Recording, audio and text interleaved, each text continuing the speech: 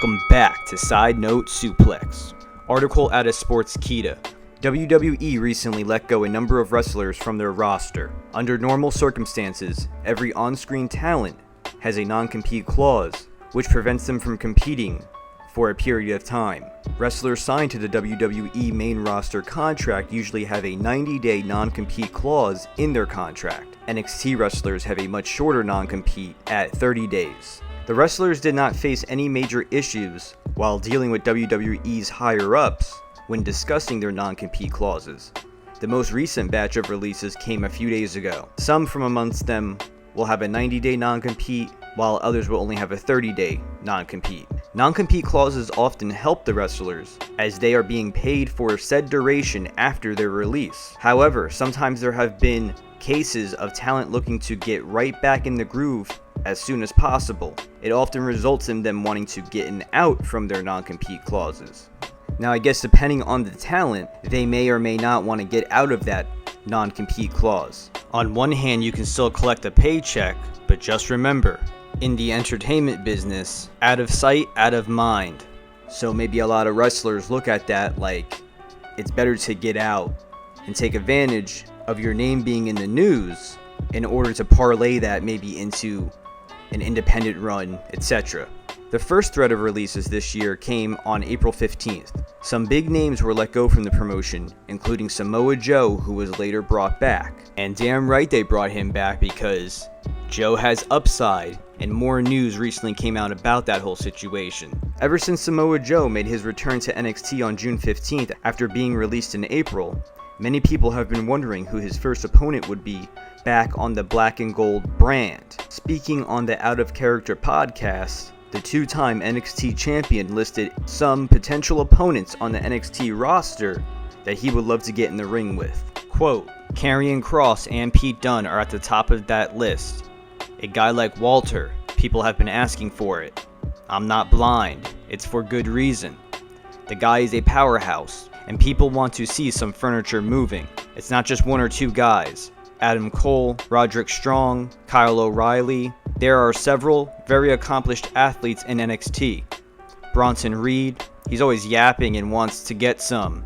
Samoa Joe revealed that alongside working towards a potential in-ring return, he had taken up a new role as a talent scout for the company, and he is also the on-screen assistant to NXT General Manager William Regal on NXT television. Samoa Joe went on to talk further about his new role as a talent scout. Quote, me and Triple H had spoken about this transition in depth. It wasn't just coming back to NXT and being an enforcer and having a role on the show. Now I'm working in the talent scouting department, doing more administrative things behind the scenes. It's a transition into some of the other aspects of the business. It's an evolution of my journey. It was a cool opportunity that Hunter offered me. It was a very nice understanding that we had come to. Samoa Joe is not only well connected within wrestling, but also within MMA too. He went on to say, I always try to keep a pulse on the industry in general, whether it be through me looking or my network contacts or people I know. Outside of the indie wrestling world, in the combat sports world, and a lot of the athletic world. Just heavy connections. It was a really nice fit.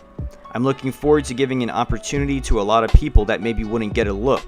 Now, Joe surprisingly received his release from WWE back on April 15th. That was after being with the company for 6 years. 2 months later, he returned to WWE television on June 15th, and we saw him have that face-off with Karrion Kross. That was pretty cool. Joe also said on the Out of Character podcast, it wasn't unexpected WWE releasing him, but at the same time, I was relatively calm about it. I've kind of been in that situation before. A younger me probably would have really freaked out, but at this point, you just roll pivot. That's really all there is to it when it comes to life in general. It's kind of the mantra I've kept. So at that point, I think I was kind of in the works and setting up the framework for whatever else I was gonna do.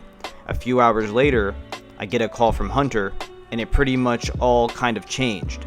I sent some company farewell texts to people saying, hey, pleasure working with you. And then I get a text back from Triple H, hey, give me a minute. Getting out of a meeting. We had a brief conversation, which was essentially like, give us a little bit of time. I'll work out a package and we'll talk soon. Alright, that's totally fine. I have no problem with that. And it led to my return to NXT. So Joe is back and the seeds are planted for his in-ring return. Who would you like to see Joe face off against in the near future? They already teased that Karrion Kross, but there are many other names that would definitely create some great competition for Samoa Joe. Let us know your thoughts in the comments below. Like, share, and subscribe. And stay tuned for more from Sidenote Suplex.